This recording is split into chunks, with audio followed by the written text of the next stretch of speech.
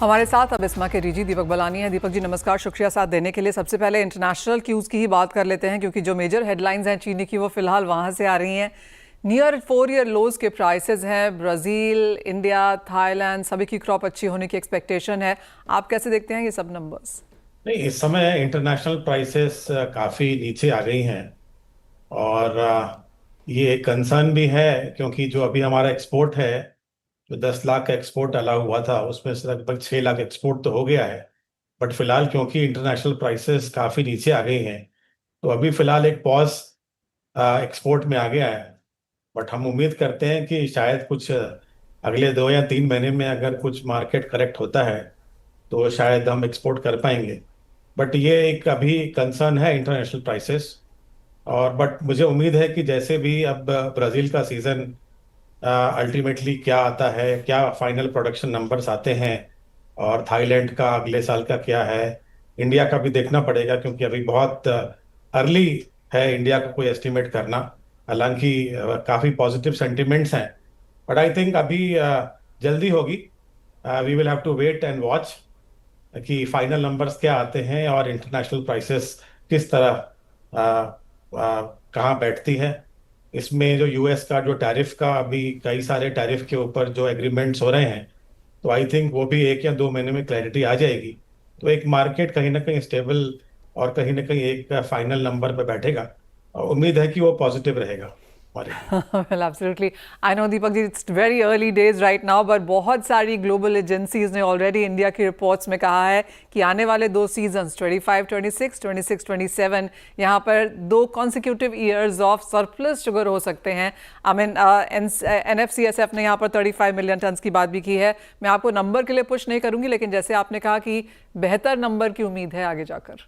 बिल्कुल। देखिए, नंबर तो अभी हम बिल्कुल नहीं बता सकते, क्योंकि इसमा जो है, हम लोग डेटा ड्रिवन है, और हमारा जून 3rd वीक से जो सैटेलाइट सर्वे एरिया का शुरू होगा, उसके बाद हमारा फील्ड सर्वे भी होता है। तो हमारा जो फर्स्ट प्रिलिमिनरी एस्टिमेट आते हैं लगभग एंड ऑफ जुलाई आता है, जो एक प्रोडक्शन का एरिया का एक डायरेक्शन देता है। और उसके बाद हमारे पास हर महीने हम क्रॉप को मॉनिटर करेंगे और एक प्रोडक्शन नंबर देंगे। बट जहाँ तक प्रिलिमिनरी न्यूज़ आ रही है कि महाराष्ट्र और कर्नाटका में जो अटसाली की प्लांटिंग और जो प्री सीजनल क्रॉप की प्लांटिंग काफ़ी अच्छी हुई है, और क्योंकि आईएमडी ने भी एक नॉर्मल मॉनसून प्रेडिक्ट किया है, तो उससे भी ईल्ड में भी कुछ बेहतर हो सकता है। तो हमें उम्मीद है कि महाराष्ट्र और कर्नाटका इस बार काफ़ी अच्छी क्रॉप और प्रोडक्शन देखेंगे। हालांकि यूपी में, एक सेंट्रल और ईस्ट यूपी में थोड़ा कंसर्न है, क्योंकि जो 238 का जो ऑल्टरनेटिव है, जिस हिसाब से वो चेंज होता है, तो एक टेम्पररी रिडक्शन होता है। तो शायद एक स्लाइट डिप एरिया में सेंट्रल और ईस्ट यूपी में आ सकता है। बट जैसा कि मैंने बोला कि अभी ये जल्दी होगी। अभी हमें 1 या 1.5 महीना और वेट करना पड़ेगा। जुलाई में गवर्नमेंट भी अपना एरिया का डेटा रिलीज करेगी। आई थिंक तब तक हम लोग वेट करते हैं, और एक सही साइंटिफिक डेटा बेस्ड नंबर अगर हम इशू करें तो वो शायद बेहतर होगा। ओह एब्सोल्युटली गेट योर पॉइंट। जुलाई से पहले आपसे ये सवाल पूछेंगे भी नहीं अब।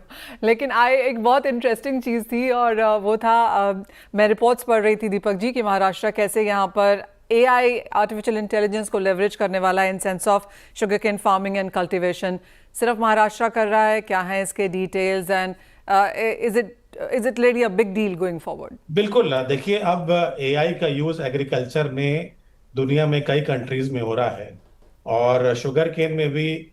अब हमें यह देखना है कि एरिया हमारा कितना बढ़े ना बढ़े, बट हमारी ईल्ड बढ़नी चाहिए। तो जो हमारा शुगर केन उसी एरिया में ज़्यादा हो, आई थिंक उस पर फोकस करने की आवश्यकता है।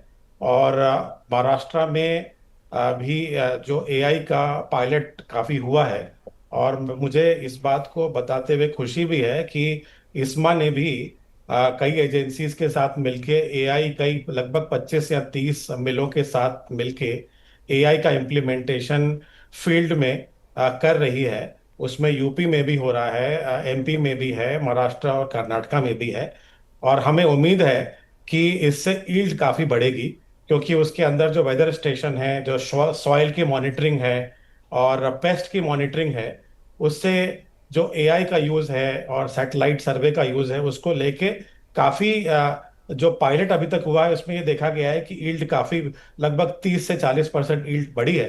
तो उम्मीद है कि एआई के इम्प्लीमेंटेशन से जो अभी हम लोग फिलहाल एक मीडियम या स्मॉल स्केल पे कर रहे हैं, अगर ये पायलट कामयाब हुआ तो इसको एक बड़े एरिया में फार्मर तक ले जाने की कोशिश करेंगे, सो दैट कि हमारी ईल्ड बढ़े और फार्मर की भी उसी एरिया में, क्योंकि शुगर केन ज्यादा होगा तो उसकी भी इनकम बढ़ेगी। तो आई थिंक ये बहुत अच्छी पहल है और इसका यूज बिल्कुल हम लोग कर रहे हैं और करेंगे भी आगे future. Point taken. Deepak Balani ji, as always बहुत शुक्रिया साथ जुड़ने के लिए, एक आइडिया फसल पे देने के लिए, एंड ऑफ कोर्स एक्सपोर्ट्स जैसे आपने कहा ग्लोबल मार्केट्स को हम यहाँ पर वॉच करेंगे। बट एब्सोल्युटली एआई एक बहुत अच्छी पहल है, बहुत बड़ी पहल है, एंड वही है काफ़ी सारे segment sectors and agriculture commodities में हमने इसको आता हुआ देखा है, एंड क्लियरली रिजल्ट हमने अब यहाँ पर केन में भी आते हुए देखे हैं।